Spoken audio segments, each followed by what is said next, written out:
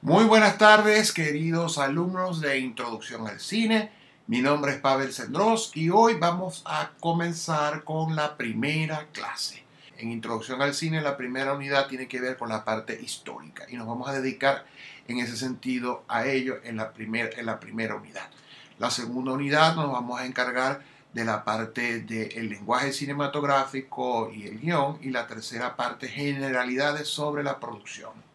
Sería bueno que ya que estamos en un proceso de transición hacia la pospandemia, podemos trabajar en sentido de establecer unos grupos para la realización de un cortometraje. Debido a que, bueno, ya muchos ya estamos vacunados. Gracias a Dios ya yo me coloqué las dos vacunas, las dos dosis. Bueno, comencemos con mostrarles el feed de la materia. Por razones de ustedes saben todo lo que pasó la semana pasada, acá justamente les tengo el contenido. No he podido todavía actualizar las fechas de los días de evaluación, pero les voy a mostrar cuáles son las evaluaciones de introducción al cine. Primero, esta materia, Introducción al Cine, vuelvo y lo repito, la primera unidad está dedicada a la parte histórica y deben de responder un cuestionario. Justamente estos podcasts que ven acá los pueden conseguir justamente en mi canal de YouTube. Les pido que los vean, los estudien, y también en la descripción del canal les voy a dejar el PDF de la asignatura y la plantilla PowerPoint que voy a utilizar en cada una de estas tres clases que vamos a dedicar a la parte histórica. Entonces van a tener varias fuentes de información: el podcast, la clase, lo que digo hoy, y la primera unidad del libro que deben de leer. Entonces recuerden que para presentar ese examen y salir bien, deben hacer las tres cosas. Entonces, acá tienen los podcasts de cada una de las etapas. Muy cortos, son de 3-4 minutos cada uno. Ahí tienen información vital para las pruebas. Donde tienen orígenes del cine, donde tienen los inicios del cine en Latinoamérica, los inicios del cine en Norteamérica, las corrientes del cine europeo y los pioneros del cine. Son 1, 2, 3, 4, 5 podcasts que deben de responder justamente en este cuestionario que está acá. Además de esto, ustedes acá podrán ver que tienen las actividades de evaluación del libro 1, del libro digital, unidad 1, y actividades de evaluación del libro digital, unidad 2. Ese libro se los voy a dejar justamente en la descripción de abajo, en este canal de YouTube, donde van a ver la clase. Entonces, deben de ubicar en la primera tarea la página 59 y 60 del libro de Introducción al Cine. Después tienen la parte 2 de la unidad 1, donde deben de responder la parte 2 de la evaluación, que están justamente también en las páginas que les dije anteriormente. ¿Okay? Esa parte es netamente histórica.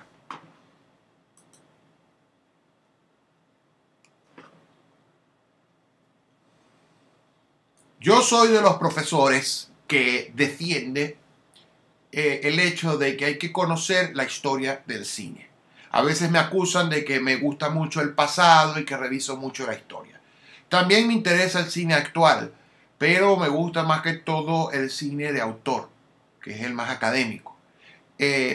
No soy muy partidario de ver blockbuster. Sí los veo de vez en cuando, pero trato de cultivar el hecho de conocer la historia del cine, y trato de decirle a mis estudiantes que lo estudien y que de alguna forma también vean películas actuales que estén premiadas por algún organismo internacional. No tiene por qué ser todo con los premios Oscar, también están los premios Cannes y los premios BAFTA. Es una buena manera de saber cuando una película es realmente interesante, cuando gana algún premio Oscar. Sin embargo, hay directores en la historia del cine que nunca ganaron un Oscar y con el tiempo se les consideraron grandes cineastas, como el caso de Hitchcock, que se le dio un Oscar al final de su vida. En el caso de Chaplin no le dieron nunca un Oscar, se lo ganó al final de su vida, incluso lo execraron de los Estados Unidos, lo acusaron de comunista y en el año 82 lo llamaron para darle un premio como honorífico. Entonces, Terrence Malick, uno de los grandes directores de hoy día, que yo sepa hasta ahora no ha ganado un premio Oscar. Entonces, hay muchos directores de repente importantes hoy en día que no han ganado un Oscar y están pronto a ganarlo. Y hay que saber identificarlo. Pero para conocer bien el cine de la actualidad, hay que conocer por qué se está haciendo ese cine. Y ese cine se está haciendo porque hay una evolución de todo de todo el proceso cinematográfico, desde que nació hasta hoy en día. Y es importante que ustedes lo conozcan y que incluso tengan los que les guste mucho el cine, así no les cause molestia sentarse a ver una película de Einstein, sentarse a ver una película de Griffith, que son películas, son de los primeros cineastas, ¿no? Y tratar de no verla con los ojos de ahora, sino de sentarse en la época y ubicarse en la época. Entonces, y así poco a poco ir tratando de construir una cinefilia. Todo aquel que se vaya a dedicar a hacer una película debe de construir una cinefilia.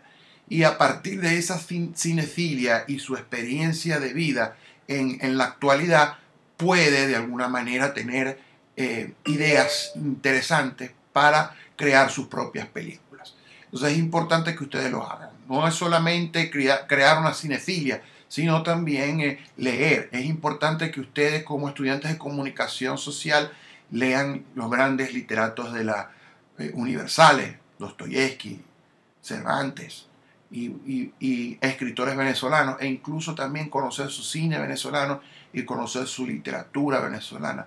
Y por supuesto, estar al día en torno a lo que se está escribiendo hoy en día y a lo que está pasando. Es importante saberlo, qué se está haciendo ahorita.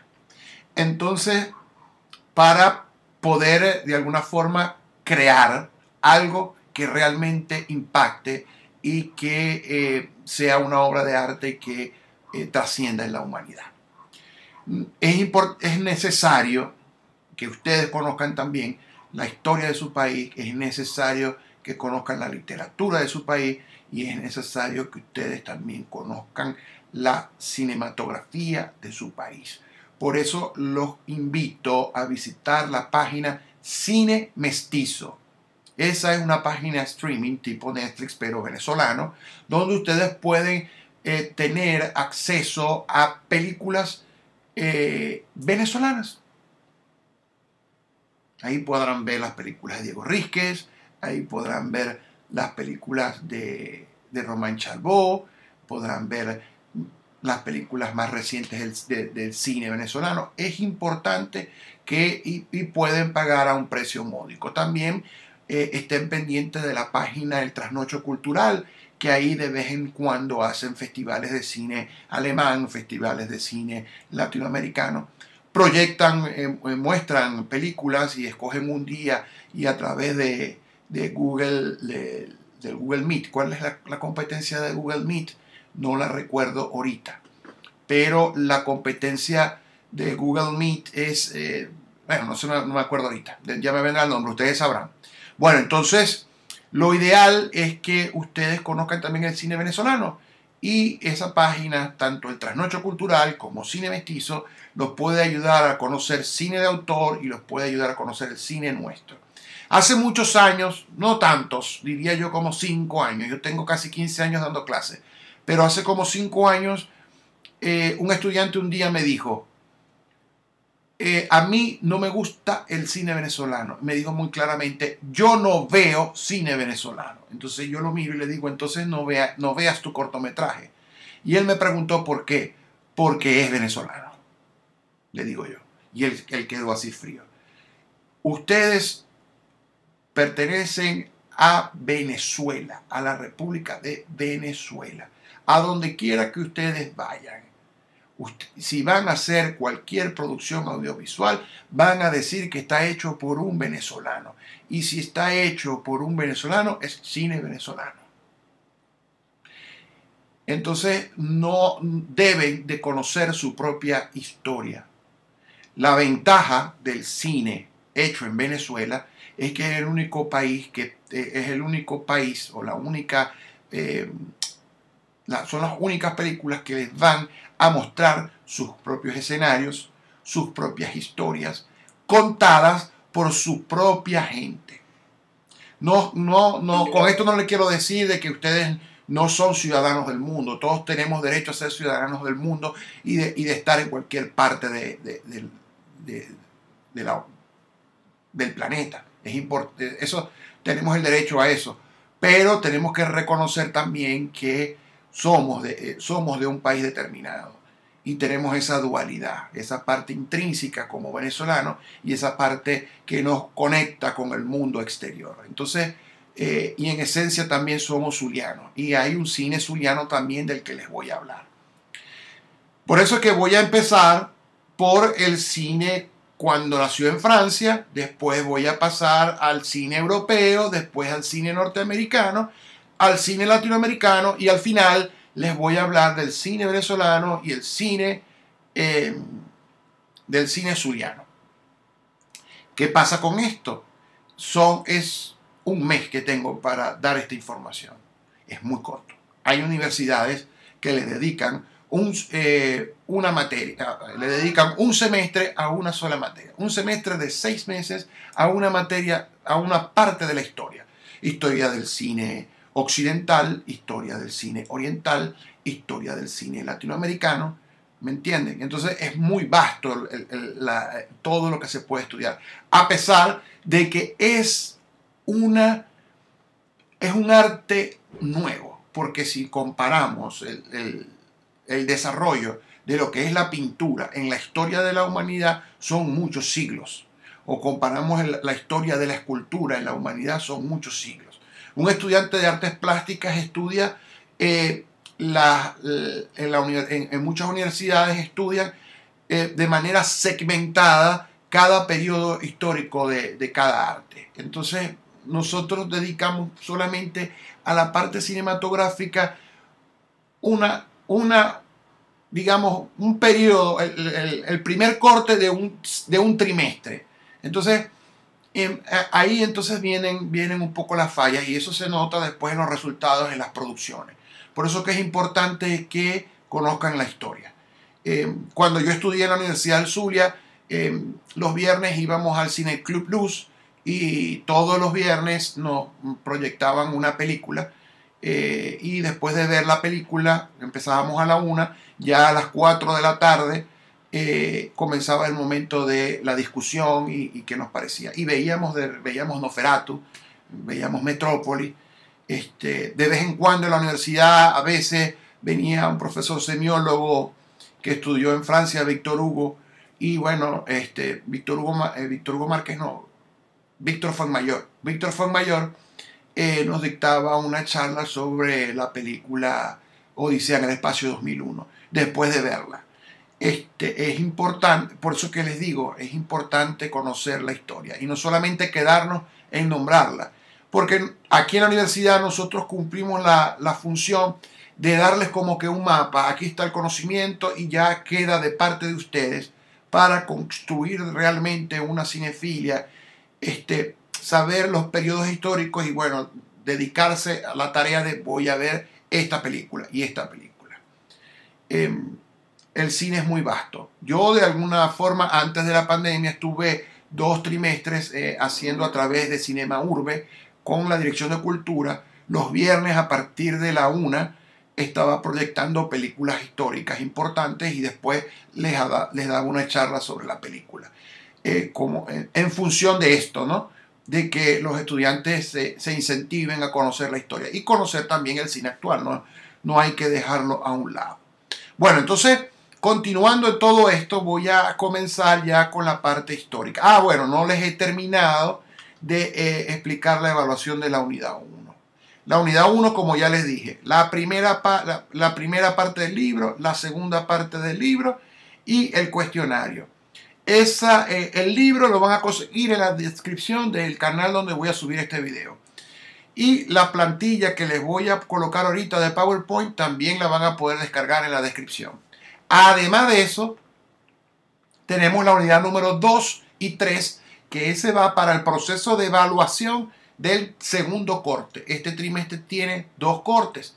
El primer corte está dedicado a la parte histórica, como ya les dije, y el segundo corte al lenguaje y a las generalidades sobre la producción.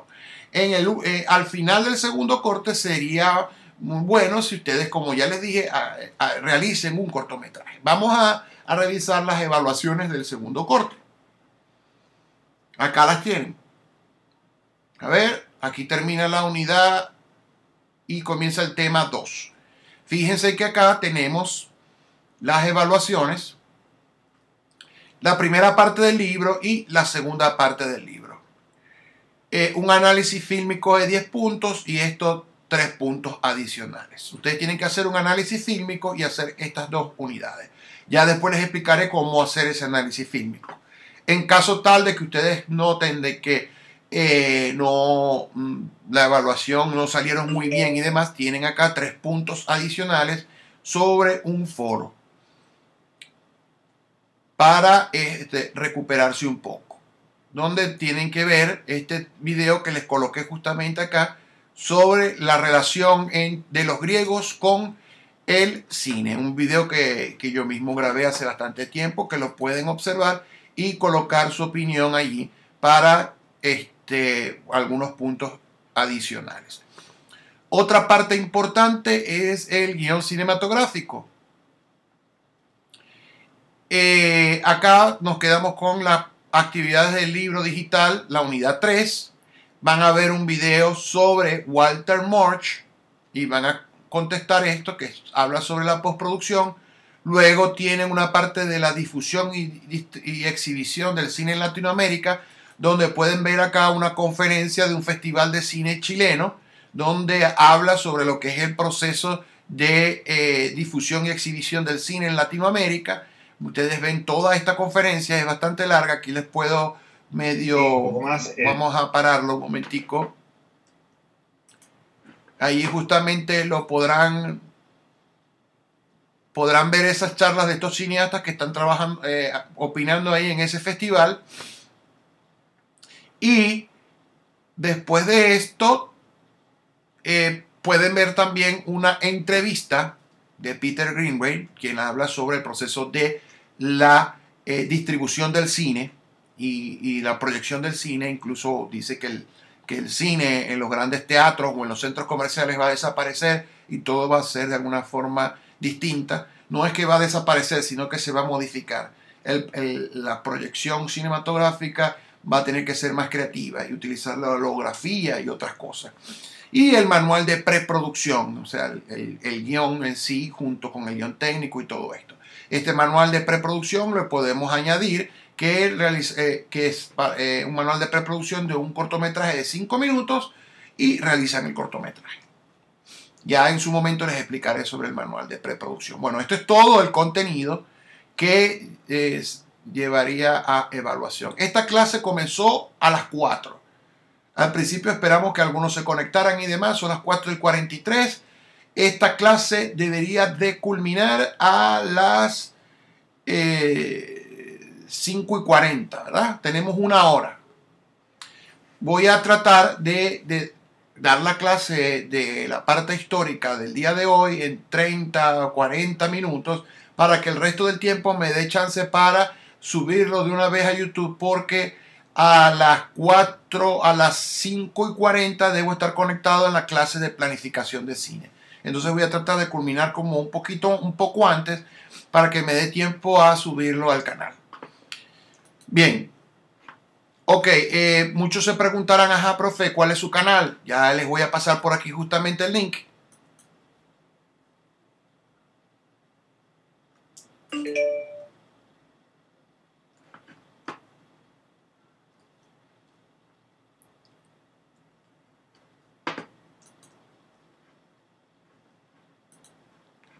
Les voy a pasar justamente acá el link.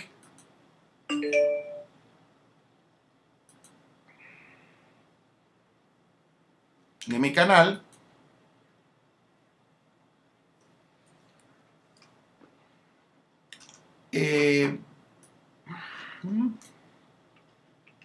Control C.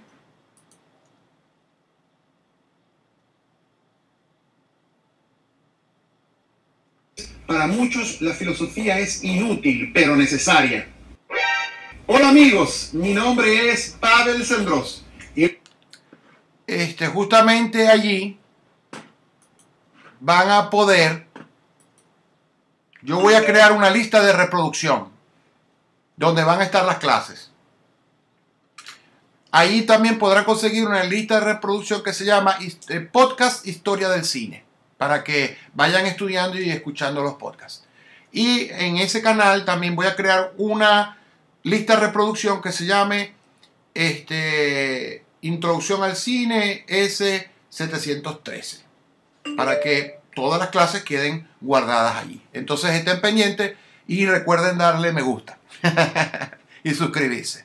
Bueno, seguimos y activar las notificaciones para que sepan cuando subo el video. Ok, vamos a comenzar con la parte de la historia del cine. Acá la tenemos.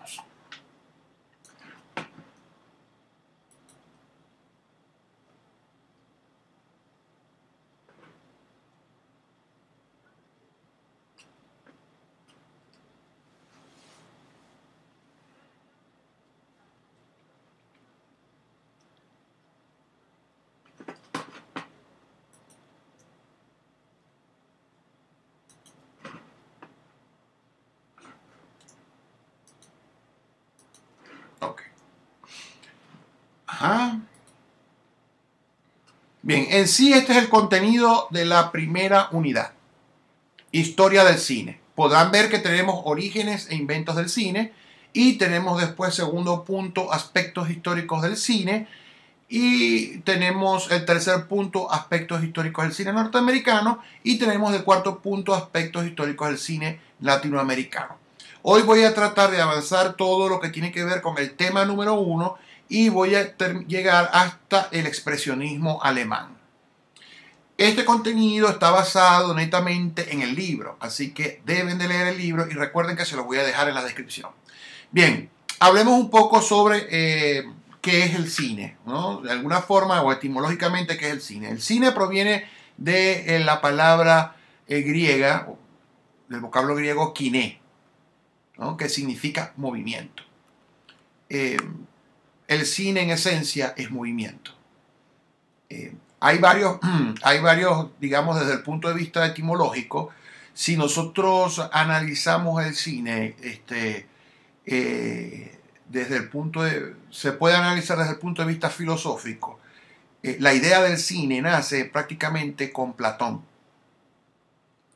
Platón, en su libro séptimo del libro La República, tiene una historia que se llama El mito de la caverna, donde un grupo de personas están frente a un muro donde se proyecta unas sombras. Y para esa gente las sombras es la realidad. Para ellos no hay otro mundo. Entonces uno de ellos dice voy a salir, y sale de la caverna y se encuentra con un mundo de colores, un mundo distinto que no tiene sombras. Y cuando baja le dice a toda esa gente que hay otro mundo, hay otro lugar que no son las sombras, y ellos están allí encadenados y no le creen y no quieren salir de allí. Esto de alguna manera es lo que Platón divide la percepción, en el sentido en que nosotros tenemos una interpretación de la realidad y hay un mundo ideal. Hay un mundo donde se reproducen las sombras y hay un mundo afuera que es el mundo ideal. Entonces, para Platón, ese mundo es el mundo de la representación. El cine es una representación de la realidad, no es una realidad en sí. Así nosotros veamos un documental o veamos una obra de ficción, estamos viendo una representación de la realidad. Porque realmente si nos acercamos a una pantalla no podemos tocar eso. Entonces él dice que hay un mundo sensible. Y en ese mundo sensible es el mundo real en el que nosotros vivimos, que podemos tocar. Entonces para Platón la idea de la silla es más... En el mundo sensible está la silla, pero en esa pared está la representación de la silla, que es una opinión de la silla. Para Platón, las pinturas, el arte, no tiene sentido, porque la silla tiene una mayor utilidad porque te puedes sentar en ella. En la representación de la silla no lo puedes hacer. Y además dice que hay un mundo ideal allá afuera, que es de donde se originan todas las cosas. Y ese mundo que está allá afuera es el mundo abstracto de la matemática, la dianoia, ¿no? Entonces, esta idea de representar una realidad ante un soporte viene incluso de los griegos. Y para Platón, los poetas, los pintores, todo eso pertenecen al mundo de la doxa, de la interpretación, que no tiene sentido. Mientras más te acerques al mundo ideal, más sentido tiene para él. Entonces, él interpreta que si nosotros vemos un caballo representado, es menos importante que montarte en un caballo. Luego, después de él, su maestro, su alumno, Aristóteles, dijo, bueno, cada cosa que nosotros hacemos tiene unas partes. Todo lo hacemos en 3 partes. Un inicio, desarrollo y cierre. Digamos que eso es la idea que él plantea en su libro La Poética y que nosotros hoy en día utilizamos en el cine. Siempre hay una presentación, hay un desarrollo y hay un cierre. Por supuesto, han surgido distintas formas de escribir y de realizar un guión, donde esa base se ha complejizado y se han utilizado distintas formas para contarlo. Y eso hablando desde el punto de vista de la estructura del guión. Y hay un señor que se llamó Zenón de Lea, que él hablaba sobre la alegoría de la flecha, donde el movimiento se da y la realidad se da porque hay una repetición y una consecución de las cosas. Y que cuando se dispara una flecha es porque la flecha se repite en distintos momentos en el tiempo hasta llegar a su destino. Entonces, esos 3 filósofos de alguna forma plantean lo que es la idea de cine. Carlito. Estoy en clase, después hablamos. Te veo por YouTube. Hay un amigo que llegó allí. Bueno, entonces, resulta lo siguiente. Perdí un poquito la idea. Bueno, entonces estos 3 filósofos ya de alguna forma presentan el cine de una manera intuitiva. Hay un autor que se llama Edgar Morin, o pronunciado bien en francés, o digamos Edgar Morin, que él dice que el cine, todos soñamos, y en el momento en que estamos soñando, estamos creando una película. O sea, cada vez que dormimos, nosotros creamos una película sobre nuestros temores y todo lo que vivimos en la vida. Así que, de alguna forma, y eso lo utilizaron los surrealistas. Ya después les hablaré sobre eso. Pero Salvador Dalí y Luis Buñuel, en sus primeros films, hacían películas sobre sus sueños. Entonces, el sueño o el dormir e imaginar algo mientras dormimos es una forma incluso de hacer cine. Así que todos de alguna manera pensamos con bloques o cortes móviles de imágenes en la mente. Bien, entonces la palabra kiné significa movimiento y gracias al movimiento se puede hacer cine, pero gracias al movimiento y el tiempo. Hay un autor que se llama Gilles Deleuze que escribió 2 libros que se llama Imagen, Movimiento, Estudios sobre Cine 2 e Imagen, Tiempo, Estudios sobre Cine 2, perdón, el otro se llama Estudios sobre Cine 1. Esos dos libros tratan y explican que el cine, de alguna forma, el primero, los cineastas piensan con cortes móviles y gracias a esos cortes móviles pueden crear películas. Entonces los cineastas son, de alguna manera, crean conceptos a través de la imagen, a través de la imagen en movimiento. Él divide la historia del cine en dos momentos. El momento de los primeros cineastas, que lo llaman cine clásico, hasta que aparece el neorrealismo italiano y el cine de Ozu en Japón, y a partir de allí se hace un cine de imagen-tiempo. Él habla de un lenguaje de la realidad. Él dice que el cine es un lenguaje de la realidad y parte de allí, basándose en la semiótica de Sander Peirce. Hay otro autor que se llama Christian Metz, que él incluso dice que el cine es algo lingüístico y que un plano es un monema. Y ese es él es sociólogo, pero él estudia el cine de esa forma y muchos se fueron por esa corriente. Por eso que Christian Metz es como la tradición en la manera de analizar y estudiar el cine, mientras que este otro francés ya en los 80, que ha escrito infinidad de libros, Gilles Deleuze, él dice que el cine es un lenguaje de la realidad. Y de la realidad el cineasta crea cortes móviles y con esos cortes móviles crea escenas y tiempo. Y bueno, habla basándose en un autor que se llama Henri Bergson, que ganó el premio Nobel a principios del siglo XIX, a principios del siglo, finales del siglo XIX, a principios del XX, y escribió libros, los primeros libros que de alguna manera analizan filosóficamente el cine como materia y memoria. Y hace un estudio del movimiento.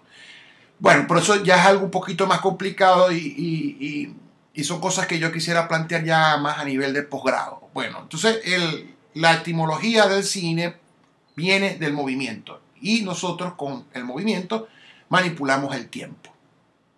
Ahora, lo que les decía de Gilles Deleuze, la imagen, con el libro 2, a través de, él explica que a partir del cine neorrealista italiano se comienza a ver un cine existencialista que cambia el monstruo por el psicópata y ya no se deja llevar por un tiempo manipulado por las agujas del reloj con ritmo y demás, sino un tiempo en persona, un tiempo subjetivo.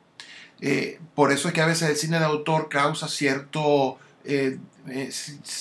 rechazo, porque va hacia esa imagen-tiempo. No sé si ustedes de alguna forma no han sentido a veces que el tiempo se le va más rápido de lo debido o se le hace más lento de lo debido que lo que le dice la aguja del reloj y te dicen, ay, el tiempo se ha pasado rápido y no me di cuenta. Bueno, eso es un tiempo en persona, un tiempo subjetivo, donde hay obsignos y son signos y imágenes mentales y demás. Entonces es un poquito complicado de analizar el cine desde ese punto de vista. Pero entonces todo esto de alguna forma está relacionado con el cine de autor. A veces ustedes dirán, pero bueno, esa película sí es lenta, esa película no la entiendo, a veces esa película es mala. Si tú dices que es mala, es lenta, puede ser que hay cosas allí que estén ocurriendo que por no conocer de existencialismo o por no conocer de Gilles Deleuze o por no conocer de algunas cosas sobre cine y sobre filosofía y sobre literatura, historia, de repente no lo entiendes y de una vez lo rechazas y dices que es malo. Todo es cuestión de irse formando y construir una cinefilia y leer bastante. Hay que leer. Bueno, Edward Muybridge, bueno, hay un señor que se llamó William Herschel, que él fue el que creó el taumatropo, que de alguna forma es la primera vez que se manipula el movimiento. Ustedes por allí habrán visto en algún momento un juguete que es como una moneda amarrada a los lados, que al hacerle así gira, se mueve. Y entonces el dibujo que está de este lado es distinto al dibujo que está de este otro lado. Y eso genera como un movimiento de la mano o un pájaro que sale y entra de una jaula. Entonces, de alguna forma, ese juguetico creado por William Herschel fue el primero que de alguna forma ayudó a crear la ilusión de movimiento. Hay otro cineasta, no digamos cineasta, otro invento importantísimo que es la linterna mágica. La linterna mágica no es más como, es como un proyector de diapositivas que en aquel momento colocaban una lámina que proyectaban con una vela y un sistema de lentes y se veía en la pared. Es de alguna forma el principio de la proyección. También recuerden que el principio de la caja oscura, que tal vez ustedes ya lo habrán visto en fotografía, ¿no? De la cámara oscura, donde a través de un agujero dentro de una caja oscura se puede reflejar la imagen que está fuera de la caja. Entonces, esos son inventos que surgieron antes del cine, que poco a poco se fueron, como digamos, amalgamando hasta llegar al cinematógrafo y surgiendo cosas nuevas. Pero está este señor, el invento, es un inventor que después de la fotografía, creo que es en el año 1860 o 70, por allí, este señor Edward Muybridge creó una cámara fotográfica del momento y le colocó un fusil de pistola y colocó varias y trató de captar varios fotogramas en un segundo y logró captar este caballo galopando que ven abajo. Él era un fisiólogo empecinado en tratar de demostrar en qué momento los caballos tienen las 4 patas en el aire y tratar de estudiar el movimiento. Él quería estudiar cómo se mueven las cosas. Empezó por los caballos. ¿Por qué empieza por los caballos? Estamos hablando de 1800, no existía el automóvil. Es el medio de transporte por excelencia del ser humano. Si la humanidad desaparece hoy en día y llegan unos extraterrestres y hacen un estudio del ser humano y tratan de determinar cómo se transportaba, van a decir que durante muchos siglos lo hacían con un animal llamado el caballo. Y después, bueno, inventaron el automóvil, las bicicletas y todas estas cosas. Pero el caballo es el invento, no es el invento, es el animal por excelencia con el que nosotros nos hemos transportado durante siglos. De hecho, los carros, los automóviles, nosotros cuando lo compramos, ¿cuántos caballos de fuerza tiene? Por eso es que tenemos esa idea. Entonces, gracias a este señor, incluso hasta la pintura se modificó, porque los caballos eran pintados antes de él con las patas totalmente extendidas, y ya con este estudio del movimiento de ellos se dieron cuenta que tenían distintas posiciones las patas. Y ya las batallas, que es una manera de pintar, un estilo, no digamos un estilo, una técnica de pintura, o no digamos una técnica, una de las representaciones que se hacen en la pintura, además del retrato, además de las batallas, de los paisajes, también están las batallas, y en las batallas siempre se pintaba el caballo de alguna forma. Y bueno, esto ayudó a pintar el caballo de una manera distinta. Y bueno, a partir de acá, no se creó el cine, pero es con él que tenemos los primeros estudios de la fotografía en movimiento.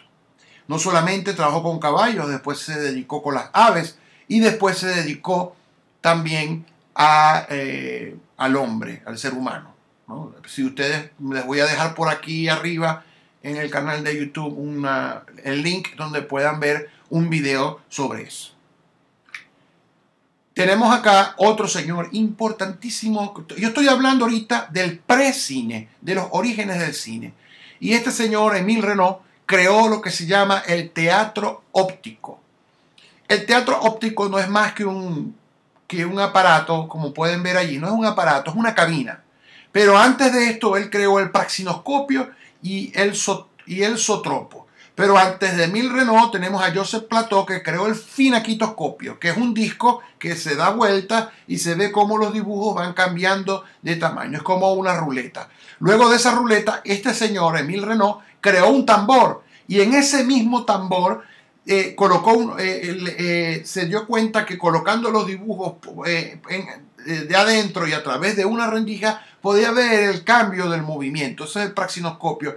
Y el zotropo se dio cuenta que agarró estos caballos, la fotografía de los caballos del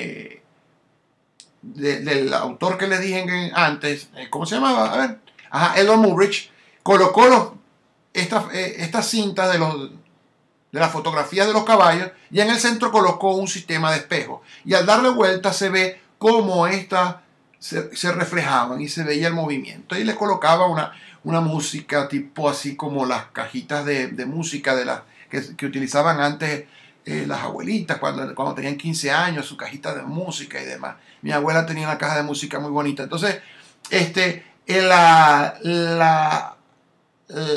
teatro óptico ya es después de estos dos inventos. Es una cabina que en la parte exterior está un grupo de personas que ven una pantalla translúcida. Aquí pueden ver justamente toda esta cantidad de personas que están viendo esta representación. Y aquí hay todo un sistema de transparencias que muestran unos dibujos que pasan por acá, se reflejan acá y después lo vemos acá justamente en la pantalla. Arriba les voy a dejar un link del Museo del Cine en Barcelona, donde hay una representación en 3D donde pueden ver todo el proceso interesante sobre eso. Bueno, entonces acá, encerrado dentro de esa cabina, la gente veía unos dibujos moverse. Fíjense la cantidad de personas que están allí viendo. Émile Reynaud, digamos que es el padre del dibujo animado. No había nacido el cine en ese tiempo. Pero hasta que surge este señor, que digamos que casi crea el cine, digamos que fue la competencia de los hermanos Lumière, y después se dio cuenta que cometió un error y bueno, se le adjudicó la invención del cine a los franceses. Este señor norteamericano, que tuvo como asistente a uno de los genios de la humanidad, que se llama Nikola Tesla. Por ahí los serbios, Nikola Tesla es de Serbia, y por ahí los serbios, yo conocí un serbio que me dijo, o un hijo de serbio que vivía aquí en Venezuela, que ya se fue del país, me dijo que el verdadero creador del bombillo no fue Thomas Alva Edison, sino Nikola Tesla. Y mucha gente en Serbia piensa eso. Entonces, eso es un mito, ¿no? Porque al fin y al cabo en las oficinas de patentes dice que es Thomas Alva Edison. Pero bueno, son discusiones, así como mi familia catalana de parte de padre, más que todo mi tía, me dice que para los catalanes, para muchos catalanes, Cristóbal Colón no era genovés, era catalán. Entonces, bueno, pero eso no está en los libros de historia. Son mitos y leyendas. Entonces, el asunto está que Thomas Alva Edison, uno de los grandes cineastas, o no digamos inventores, creador del bombillo, que electrificó Nueva York, él estaba más preocupado por producir electricidad para todos los Estados Unidos, más que de detenerse en desarrollar el cine. Él veía esto como un juego, no lo veía como su gran invento. Él estaba colocando, digamos, plantas eléctricas en las casas y estaba tratando de crear una gran planta eléctrica para colocarla en Nueva York, que generaba hasta incluso mucho ruido, pero era corriente directa. Y bueno, ese era su fin, ¿no? Él quería ganar la concesión para llevar este sistema de electricidad con las cataratas del Niágara y crear y lograr que electrificar todos los Estados Unidos y bueno, ganar bastante dinero. Es uno de los grandes inventores de finales del siglo XIX, principios del XX, ¿no? Él es, bueno, más que todo finales del XIX. Este inventor es como digamos el Bill Gates del siglo XIX y principios del XX. Y bueno, tenía un asistente, como ya les dije, que era de Serbia y era inteligentísimo, y él decía que no, profesor, maestro, disculpe, pero la corriente directa no funciona, tenemos que utilizar la corriente alterna. Y él le mostraba la corriente alterna y le decía que eso no servía, que no, la cuestión era la corriente directa. Y bueno, después él tenía un financista que creía en Thomas Alva Edison porque ya se había hecho toda una carrera de un prestigio, y ¿quién le va a decir que no a Thomas Alva Edison? ¿Quién le va a creer a este serbio? Y bueno, el serbio se fue con la Westinghouse y buscó la forma de desarrollar sus inventos, y hubo una época de enfrentamiento entre ellos dos, hasta que por fin el financista de él se dio cuenta, y bueno, que en una feria tecnológica se dio cuenta del asunto y se cambió con Nikola Tesla y bueno, ganaron la concesión en Nueva York. Nikola Tesla ganó la concesión, pero bueno, lastimosamente este personaje es bastante enigmático, Nikola Tesla. Hay ahorita una compañía que se llama Tesla que está creando autos eléctricos. Tesla supuestamente quería crear una gran torre que se transmitiera energía sin la utilización de cables y nosotros tuviéramos electricidad sin cables. Eso era algo impresionante. Y por ahí dicen que, bueno, eso son teorías y locuras que a veces dicen los canales de televisión que crean mitos y leyendas de que él se metió en una... y se perdió y se cambió de dimensión y se perdió. Pero bueno, la historia real lo que dice es que él terminó con una enfermedad mental y murió. Pero bueno, el asunto está que él no creía en el cine. En ese aparato que él tenía, que era el kinetoscopio y la película perforada, era un invento más de lo que a él se le habían ocurrido, pero eso no iba a llegar a ningún lado. ¿Qué es la película perforada? Eso que están viendo allí ustedes es un carrete de película de 8 milímetros de los que se utilizaban antes que surgiera el video digital o el video, magnético, ¿no? Que fue el VHS. Esto utilizaba unos hoyuelos, igual que las fotografías, tal vez ustedes de pronto no lo habrán visto jamás en su vida, de forma palpable, lo habrán visto en internet o en algún video. Eso tenía unos hoyuelos que se colocaban en un engranaje y eso ayudaba a que el señor Émile Renault, en vez de utilizar todo un sistema de rieles y todas esas transparencias, se utilizara esta película y se filmaran 16 cuadros. Y en el caso del creador de la fotografía en movimiento, él capturó 8 movimientos del caballo. Él lograba capturar 16 fotogramas. Justamente acá arriba les voy a dejar los primeros films del señor Thomas Alva Edison. Bueno, entonces él creó el kinetoscopio. El kinetoscopio era un aparato que simplemente la gente iba, colocaba un níquel, destrancaba la máquina, movía la manivela, él después quería colocarle electricidad, colocaba la manivela y a través de unos binoculares veían la proyección. Eso generaba cierto dolor de espalda de lumbago. Y lo veía una sola persona y se generaban colas para que una persona sola la viera. ¿Qué pasó? Él no se le ocurrió proyectarlo.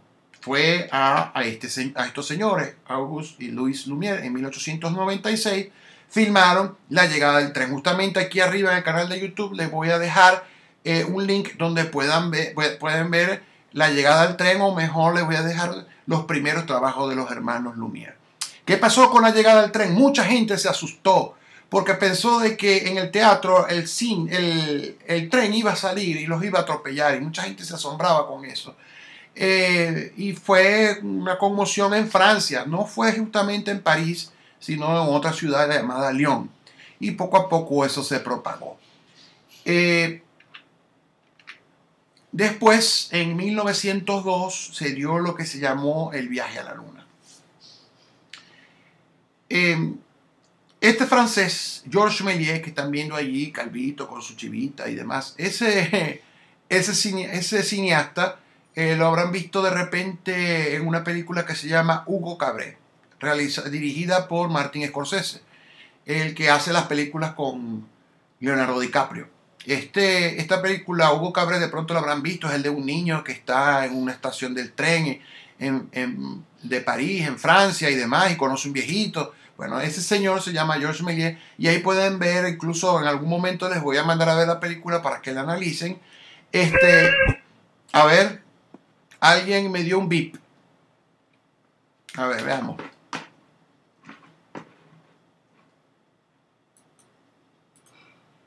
¿Qué pasó? Andrés, sí, viste esa película. Lo que pasa es que la lámina la tenía en pantalla completa. Hay una forma de compartir, de que se vea justamente acá. Pero yo me di cuenta que después, al exportarla, a lo que quede grabada, no se ve. Entonces, por eso prefiero dejarlo en pantalla completa para que ustedes la puedan ver en toda la pantalla bien. ¿Ok? Sí, Andrés, me parece bien que la hayas visto. Pero la próxima clase trata de tener un micrófono y yo te escucho y te respondo de una vez. Bueno, Sí, sí, es bastante interesante esa película. Se las recomiendo que la vean para que conozcan un poco de la historia. El señor que yo les nombré hace rato, que les iba a evaluar, Peter Greenaway, él hizo una película de Sergei Eisenstein que se llama Eisenstein en Guanajuato. Es la historia de este director que les voy a tratar de dar hoy mismo. Me quedan 15 minutos. De repente corto hasta acá y la clase que viene continuamos. No hay por qué desesperarse y contarlo todo. Vamos poco a poco, porque a veces como que les doy muchísima información y después les cuesta procesarla. Pero bueno, sí, es una película que seguramente la habrán visto porque es del 2013, más o menos, esa película. Y constantemente la están pasando en televisión. Bueno, continúo. Este señor, como vieron ya en esta película,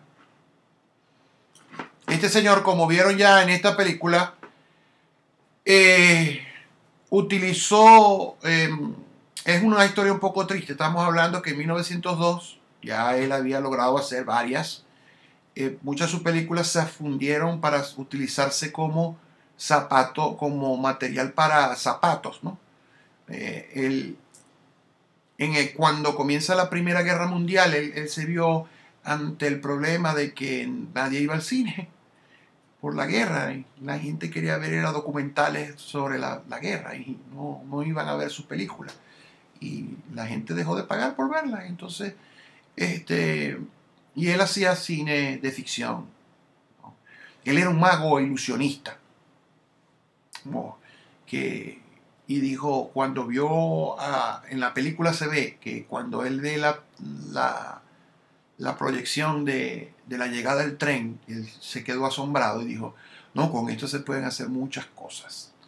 Y bueno, a él se le considera el padre del cine de ciencia ficción. ¿Por qué? Porque creó el stop motion, que es un efecto especial para el momento muy avanzado. Creó el negativo, la sobreimpresión del negativo. O sea, él tomó, aquí arriba les voy a dejar el cortometraje del viaje a la luna para que lo vean. Y ahí van a poder notar cómo él hizo montajes de películas. Tomó el negativo, un negativo y otro negativo y los unió. Y los cortaba y los unía y los pintaba. Y hay una escena donde los astronautas cuando llegan a la luna se acuestan a dormir y sueñan con su familia, con mujeres, y están dentro de unas estrellas. Entonces, esa animación de las personas con estrellas y ellos durmiendo montadas una arriba de la otra, se le considera una sobreimpresión de negativo. Fue el que hizo por primera vez el fade in y el fade out. Y a desaparecer gente con su varita y su stop motion. Lo hizo de una forma muy, muy interesante. No solamente en esta película, sino en otras. No he podido ver alguna otra. No sé si esta es la única película que sobrevivió. Pero él hizo muchísimas que se tuvieron que quemar para poder subsistir él. Y después con ese dinero montar la relojería que tenía en la estación del tren, como ven en la película. Bueno, entonces estamos hablando de un cineasta que trascendió en todo sentido, el padre de los efectos especiales, el viaje a la luna, esa escena donde una bala entra en el ojo de una luna es icónica. Y bueno, Martin Scorsese ayudó a que se potenciara aún más. History Channel, cuando hace algún documental o historia sobre el cine, muestra en la luna donde le llega la bala al ojo y pica el ojo. Estamos hablando de uno de los cineastas más importantes de la historia. Este otro señor también es importantísimo, se llama Edwin S. Porter. Él trabajaba para los estudios de Thomas Alva Edison. De hecho, si ustedes aquí arriba ven Asalto y Robo un tren, van a notar que dice Edison Studios. Recuerden que en los Estados Unidos, quien tenía el poderío y estaba adueñado de la producción cinematográfica era Edison. Muchos cineastas se fueron, no podían ya con este emporio la Biograph y de Edison, y se mudaron al oeste y llegaron a un lugar que se llama Hollywood. Y ahí surgió todo lo que es Hollywood, ¿no? Cuando hablemos de la historia del cine norteamericano, ahí voy a ahondar y hablarles un poco más sobre eso. Ok, entonces Asalto y robo un tren de Edwin S. Porter, él sí creyó que el cine era un arte y que se podía crear un lenguaje con esto, y creó por primera vez el montaje paralelo, no solamente en Asalto y robo un tren, sino también en una película que se llama Incendio en la Torre. Él creó el primer plano. Si ustedes ven una película de Georges Méliès o ven las primeras producciones que hicieron los hermanos Lumière y Thomas Alva Edison, las primeras son todos planos abiertos. Él crea el primer plano al final, pero con una situación de que apunta con una pistola al frente de la cámara un vaquero. Y eso generó también cierto susto, cierto miedo. Estamos hablando de personas que de repente nunca vieron en su momento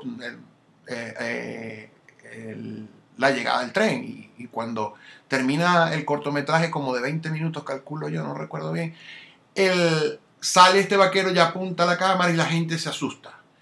Eso cumple una función deística, la función lo que es Jacobson habla de las funciones del lenguaje. Hay una función deística y una función conativa. Utilizar el índice del dedo para decirle a alguien, y la función conativa en el sentido de buscar una conexión con el interlocutor, ¿no? Ya sea, y los primeros que lo hicieron fue el famoso tío Sam, alístate en el ejército.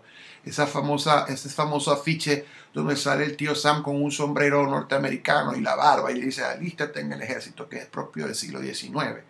El afiche cumple esa función. Si hay aquí alumnos de publicidad sabrán de lo que les estoy hablando, si les han dicho esto en alguna materia sobre marketing y demás. Entonces, también fue el creador de los grandes planos generales, por haber hecho las primeras películas de vaqueros. Empezó a utilizar los paisajes, ¿no? Es una de las grandes características de esto. Luego surge otro señor que se llamó David Wark Griffith. David Wark Griffith es un director bastante polémico. ¿Por qué es polémico? Porque, bueno, fíjense el póster que le estoy colocando ahí arriba, que se llama The Birth of a Nation, y aquí abajo que les coloco Intolerance. Son sus dos películas más famosas, pero esta que está arriba es bastante controversial. ¿Por qué? Porque muestra la guerra civil norteamericana del siglo XIX al revés, donde ganan los del sur, donde ganan los racistas, donde los del Ku Klux Klan son unos héroes, y a todos los descendientes de africanos que están en los Estados Unidos tienen que seguir siendo esclavos y los esclavizan. Pero es una película que fue vilipendiada, fue rechazada en su momento, y además de eso también fue una película que aportó mucho al cine. ¿Por qué? Porque utilizó el primer plano, pero como parte de la escena. No al final de la película apuntando a la cámara, sino como parte de la escena. ¿Y cómo fue en ese sentido? A ver, él utilizó este primer plano para hacer cortes por movimiento. Es decir, si yo tengo un plano donde alguien se mueve de izquierda a derecha en un plano general, luego fíjense que yo hago uno acá, ¿verdad? Hago acá, y el siguiente plano continúo acá y voy hacia allá. ¿Entienden? Claro, hay que tratarlo de hacerlo más fluido. Con dos cámaras se puede hacer con mayor facilidad, pero tú puedes hacer un movimiento acá y luego un movimiento acá, y lo unes y haces un corte y completas el movimiento uno con el otro. Él fue el primero en hacer eso, y eso sirvió como parte del desarrollo de la acción de una escena. También fue el primero en mostrar recuerdos en sus películas, o sea, flashback, y acortó y dilató el tiempo cinematográfico. ¿En qué sentido? Ahí en esa película hay un momento donde asesinan al presidente Lincoln, que eso ocurrió, una escena de asesinato de Lincoln, y tarda bastante para jugar con el suspenso. Entonces eso ayuda a que el tiempo dure más de lo normal. Y y acortó también el tiempo cinematográfico. Entonces, a él se le considera como que el padre del montaje en Norteamérica. Pero también surge otro señor que pueden ver acá que se llamó Sergei Eisenstein, quien era su contraparte. Se dice que, así como, bueno, fíjense que después de los hermanos Lumière y Thomas Alva Edison, que tenían sus diferencias, porque fíjense que Thomas Alva Edison crea el kinetoscopio. Al ver que sale el cinematógrafo, él después saca el vitascopio. Y ese es el vitascopio el que llega aquí al Zulia, a Maracaibo, que es donde por primera vez se hace cine en Venezuela. Y se traen las primeras proyecciones de Thomas Alva Edison acá, y Manuel Trujillo Durán filma unas muchachas en el lago y filma una gente, un sacamuelas en el Hotel Europa. Y esas dos vistas, porque no tenían edición ni nada, después que se vio las proyecciones, las vistas de los hermanos Lumière, porque se les llamaban así vistas porque se hacían con el vitascopio, mostró las vistas que él produjo aquí en la ciudad, en nuestra bella ciudad de Maracaibo, que es donde nace el cine en Venezuela. Que eso se los iba a decir al final, pero hay que decírselos, ¿no? En este momento. El asunto es que teníamos la competencia Lumière, Alva Edison, luego teníamos la competencia Porter y Georges Méliès, ¿no? Creador de los efectos especiales, y por este lado haciendo otras cosas. Y luego tenemos la competencia Eisenstein versus Griffith, que digamos que aquí ya se rompe realmente la cuestión de filmar y proyectar, porque antes el cine era así, un proceso de filmación y luego la proyección. De hecho, el cinematógrafo, tú filmabas y inmediatamente proyectabas, sin pasar por el proceso de edición. Con ellos ya hay un montaje más definido. Y bueno, como les dije, David Ward Griffith, el corte por movimiento, acortó y dilató el tiempo, jugó con el tiempo en el cine, pero él va más allá y establece 6 tipos de montaje. Este señor que está viendo ahí con su cráneo. Estamos hablando de que, bueno, ya la revolución en Rusia había llegado en ese tiempo. Este señor formaba parte de los ideales del momento en su país. Y bueno, sus películas son socialistas y él hizo películas como El acorazado Potemkin, La huelga, Octubre, en fin, grandes películas con ideales socialistas. ¿Qué pasa? Él crea 6 tipos de montaje, que es su aporte. Por allá el tipo era racista, pero por acá el tipo era socialista. Entonces crea 6 tipos de montaje. Sin embargo, vuelvo y repito, David Ward Griffith comienza haciendo una película bastante racista como fue El nacimiento de una nación, pero después trata de resarcirse con la película Intolerancia y hace una película sobre la intolerancia en la historia de la humanidad, que para autores como Julio Cabrera, que escribió un libro que se llama Cine, 100 años de filosofía, es de alguna manera la mejor película que expresa lo que es una imagen concepto. Tratar de establecer un concepto con la imagen y a través del título lo podemos percibir de forma muy acertada. Entonces, Sergei Eisenstein hace 6 tipos de montaje. El primero es montaje métrico. Tratar de hacer una escena, hablemos de una escena con varios planos.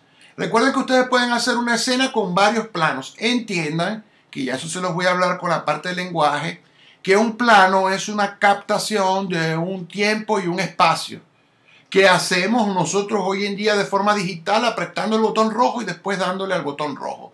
Y captamos un momento. No confundan el plano fotográfico con el plano cinematográfico. El plano cinematográfico incluye tanto la composición del plano y tanto con la duración y el movimiento interno y externo que pueda tener la cámara.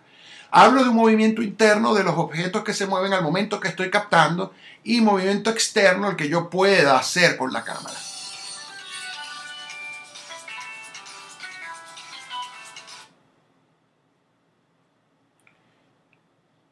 Es un estudiante que quiere que lo asesore. José, hablamos a las 7:30, estoy en clase. Ok, está bien. Vale. Ok, entonces seguimos. Entonces, crea el montaje métrico y en una escena hace varios planos. Y en estos planos trata de que la duración de ese plano sea la misma. Si si una escena de 30 segundos, hacemos 6 planos de 5 segundos cada uno. O hacemos 3 planos largos de 10 segundos. El siguiente vendría siendo el montaje rítmico. Tratamos de establecer un ritmo utilizando lo que tiene que ver con el movimiento de los personajes dentro del plano y del movimiento de la cámara. Utilizando el 4x4, el 2x2, el 8x8, los ritmos musicales. O sea, yo puedo tener una escena que tiene un movimiento muy interno, muy movido, pero que dura 4 segundos, 4, 4, 4, 2 segundos. Y voy así, llevo como que un ritmo y piénsenlo no tanto en el cambio musical cuando tocan un instrumento, sino en el cambio de los planos y del movimiento interno que pueda tener la cámara. Otro importante puede ser el montaje tonal. ¿Qué es el montaje tonal? Utilizar la emotividad del plano. Expresar de alguna forma el sentimiento que tiene. Yo puedo hacer un plano muy emotivo de alguien a través de un plano, de un close-up. Y esa persona está completamente triste y se le ve en su rostro. Y ese plano dura mucho tiempo. Y después muestro un plano general donde se ve una selva con una laguna después de llover y están cayendo las gotas. Y lento. Y eso dura bastante. Entonces ahí estoy jugando con la emotividad. Estoy jugando con la tristeza. Estoy haciendo de eso un montaje tonal. Ahora, si quiero, lo puedo hacer al revés. Lo voy a hacer efusivo, lo voy a hacer con movimiento, con algarabía y demás, y utilizo otras técnicas cinematográficas. Hay otro tipo de montaje que se le conoce como el montaje sobretonal. ¿Qué es un montaje sobretonal? Voy a tomar uno de estos tres. En una escena tengo varios planos, digamos que 5 planos de uno, 5 planos de otro y 5 planos de otro. Trato de que estén presentes los tres, pero uno de ellos va a tener una mayor fuerza. Son 6 planos. 6 por 5, 30. ¿No? Son planos de 5 segundos cada uno. Entonces los 3 primeros planos serían 15 segundos. Los mantengo con una tristeza muy fuerte. Luego muestro 2 planos con un poco de algarabía o con un poco de tristeza y luego le doy a otro un poco de ritmo. Pero el plano que más dure, el plano que más esté presente, es el plano que lo va a convertir en una escena sobretonal, ¿no? Es una escena que el montaje de esa escena es sobretonal, porque le doy más preponderancia a uno de los 3. Si lo voy a hacer armónico, trato de que los 3 tengan la misma presencia dentro de la escena. Y hay otro, el último, que vendría siendo el montaje psicológico o intelectual. Esta película que están viendo justamente acá, que se llama El acorazado Potemkin, están viendo allí, está escrito en ruso, pero están viendo ahí un buque. Ese buque, digamos que es importantísimo dentro de esta película porque trata sobre unos marineros que se molestan con sus superiores porque les dan carne podrida y ellos están bravos porque no se alimentan bien y uno incluso creo que muere si no recuerdo. Y el jefe, los superiores no les hacen caso. Entonces hay un motín y ellos se rebelan y bueno, dicen que no. Y se adueñan del barco. Se adueñan del barco, encallan en Odessa, una ciudad rusa, y ayudan a que se dé una revolución allí con la gente y tal. Entonces se ve un montón de gente venir por unas escaleras. Hasta que una madre se enfrenta a los militares, que son conocidos como cosacos dentro de la película, del zar de Rusia, ¿no? Del famoso zar de Rusia, Alejandro. Entonces, bueno, los enfrenta y hay unos cambios de plano, donde se ven los cosacos apuntando en fila y se ve la madre pidiendo. Y hay esos cambios de plano. ¿Qué pasa allí? Llega un momento que ella les pide por favor, que ella está ahí con su hijo, que por favor no la mate, que por favor no la mate, y ellos no le prestan atención y matan a la mujer. Y el coche que va con el niño va cayendo por las escaleras. Esto de alguna manera es una presentación de lo que es la dialéctica, la confrontación entre el bien y el mal que genera un resultado. Es decir, una tesis, una antitesis y una síntesis de lo que llama Hegel, lo que es la dialéctica. Entonces, de alguna forma, el montaje intelectual es un montaje dialéctico, donde hay una confrontación que genera un resultado. Y eso lo podemos ver justamente en esa pequeña escena del acorazado Potemkin llamada La Escalera de Odessa. Se las voy a ubicar justamente aquí arriba en un link donde la podrán ver.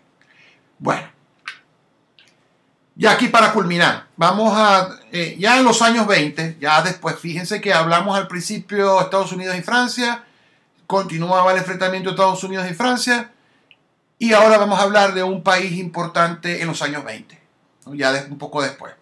Un grupo de cineastas que decidieron hacer un cine distinto, hicieron un cine expresionista, basándose en las teorías de este estilo de arte. Que los pueden ver en la pintura con Evermush, con el famoso grito que ustedes utilizan en los emoticons del celular. Y bueno, y que proviene de la literatura de Mary Shelley, de Frankenstein o de la historia de Drácula y todo esto. Que trataron de llevar estas historias de la literatura y llevarlas al cine. Este señor, Frederick Wilhelm Arnoux, que están viendo allí, fue el primero en hacer en 1922 una película sobre Drácula. El cine expresionista alemán tiene mucha relación también con lo gótico a nivel plástico, a nivel estético. Podemos vislumbrar formas oblicuas y formas puntiagudas, la presencia de la dualidad de dos mundos y la proyección de sombras en sus películas. Otro director importante fue Fritz Lang, que hizo la película Metrópolis. Él es un cineasta realmente importante que influyó en muchos cineastas posteriores. También tenemos a Robert Wayne. Ahí pueden ver incluso unos fotogramas de su película El gabinete del doctor Caligari, donde vemos formas oblicuas, formas puntiagudas. Fíjense la forma oblicua del lugar donde está César. Allí pueden ver un personaje que se llama César, que es el que está metido aquí en una urna con su, digamos, mago o psiquiatra que lo utilizaba como fenómeno de circo. Esta película yo la vi. No la vi en la universidad. Me dediqué un tiempo a verlas en YouTube. Y está en YouTube. Si quieren, búsquenla y véanla. Esta es una película que trata sobre la historia de un sonámbulo que nunca ha despertado. Nunca ha despertado. O sea, ni siquiera que es un sonámbulo que ha tenido momentos de vigilia y en la noche se para y camina. No, no, no. Él nunca ha abierto los ojos, pero él responde preguntas y puede adivinar el futuro. Entonces resulta que un día, en ese proceso que su médico psiquiatra o especie que lo utiliza como fenómeno de circo en sí, porque bueno, entiendan que en el siglo XIX no había televisión, no había cine, que es como una historia como del siglo XIX, igual que el hombre elefante, si la han visto, que también utilizan a una persona que tiene una desfiguración y demás, y lo utilizan como fenómeno de circo, y era un ser humano también, se las invito a ver.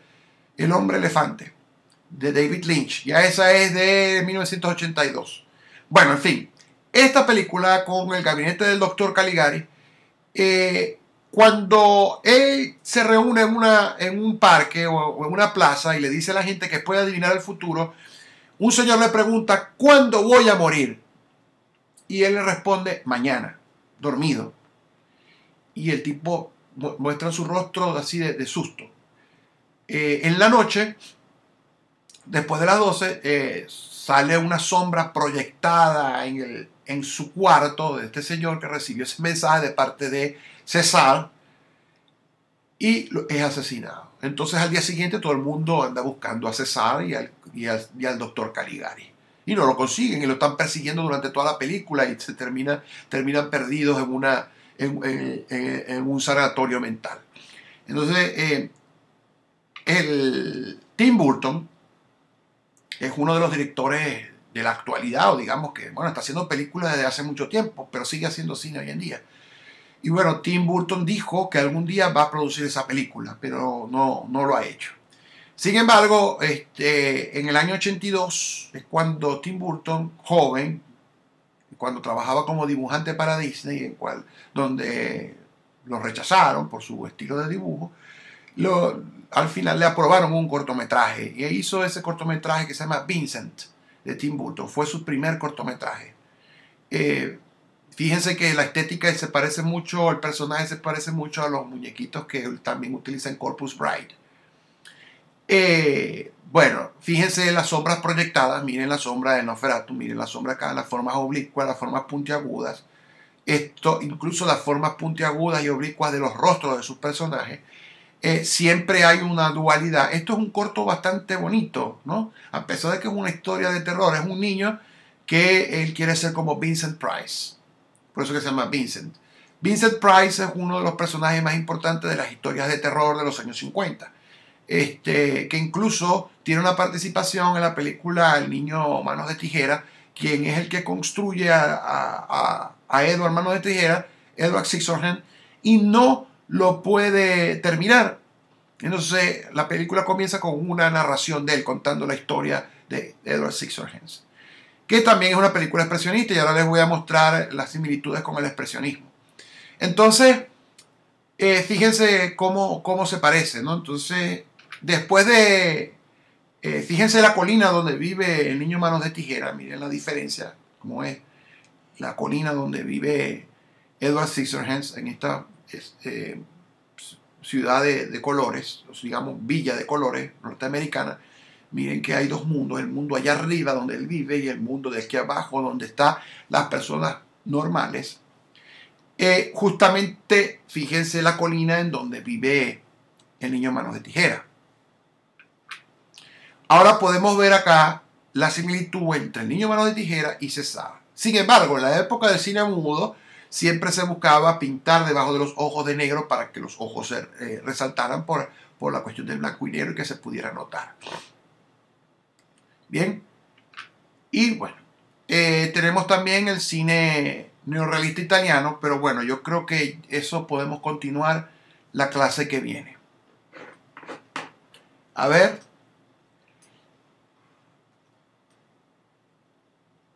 5:42. Yo creo que casi llegamos al final. Bueno, la clase que viene la voy a dedicar a hablar sobre el neorrealismo italiano y el cine de la nueva ola francesa. Voy a hablar sobre este señor, Jean-Luc Godard. Y bueno, del cine italiano me voy a concentrar en la corriente cinematográfica del neorrealismo. Y del cine francés me voy a concentrar en la nueva ola francesa. Porque de verdad ya hablar del cinema verité y de cómo, bueno, de alguna forma también ya les he hablado sobre el cine francés, porque les hablé de los hermanos Lumière y les hablé de Georges Méliès. Y si he hablado también del cine norteamericano y hasta incluso he hablado del cine ruso al nombrar a Sergei Eisenstein. Entonces, vamos en este proceso. Yo creo y considero de que deberían existir unas cátedras donde desarrollemos más la parte histórica del cine. Pero bueno, ustedes más que cineastas se están formando as periodistas, productores, más que cineastas, es decir. Bien, ¿alguna pregunta? ¿Alguna pregunta?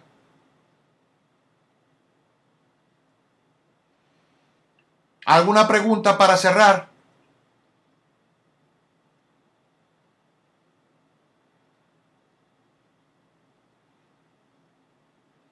Valeria, Rosana, Manuela, Loredana, Graver,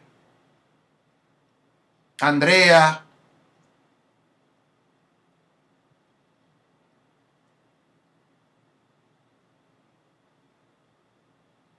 Veo que Graver tiene dos conexiones, una con el móvil y otra con un computador. Bueno, la próxima clase trata de al menos conectar el micrófono por el computador para que nos comuniquemos. Por el celular hay una forma también, pero lo ideal es por la computadora, ¿no?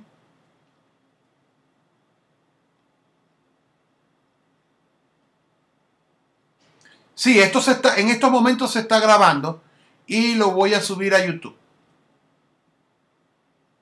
No hay dudas. Bueno, como les dije, la clase que viene comenzamos con el neorrealismo italiano y después seguimos con la nueva ola francesa. Les voy a subir el video, estén pendientes, anoten suscríbanse, denle me gusta, algún video o algo, activen las notificaciones para que cuando salga la notificación ya ustedes puedan volver a ver el video. Recuerden que van a tener varias fuentes de información para presentar el cuestionario. 1. Escuchar los podcasts. 2. Revisar estos videos cuantas veces puedan. Y 3. Leer el libro de Introducción al Cine. Son alrededor de 60 páginas sobre Introducción al Cine. No es muy largo. No le estoy mandando a leer ni 500 ni 600 páginas. Creo que llega como a 60 páginas la parte introductoria de la historia del cine en el libro. El libro se los voy a dejar en la descripción y la plantilla que acabo de utilizar hoy también se las voy a dejar en la descripción. ¿Alguna pregunta? Sí, recuerden, debe ser que entraste tarde, Valeria. También les voy a dejar en la descripción el libro digital de la materia, donde podrás leer la parte introductoria. Y además hay unas actividades que debes de hacer, que incluye un trabajo. Si lees la parte 2 de la evaluación, que incluye un trabajo escrito, puedes ver también que tienes que responder unas preguntas y enviar el archivo de Word. Y además hacer un trabajo de investigación que está en la parte 2 del libro. El libro te lo voy a dejar en la descripción del canal. ¿Te parece? ¿Entendido, Valeria? Son 3 evaluaciones la primera unidad. Libro, vuelvo y repito. Parte 1 del libro, parte 2 del libro, actividad 1, que tiene la primera parte. Y la misma actividad 1 tiene una segunda parte. Y después el cuestionario. Ok. ¿Alguna pregunta?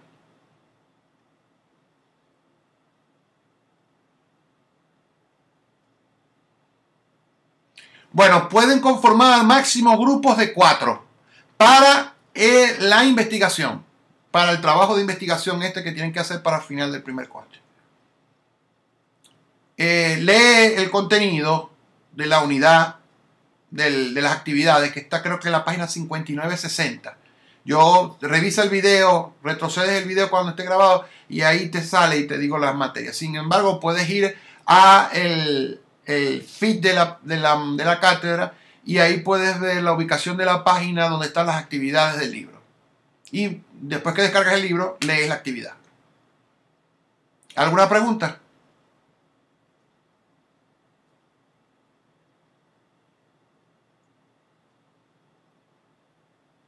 Bueno,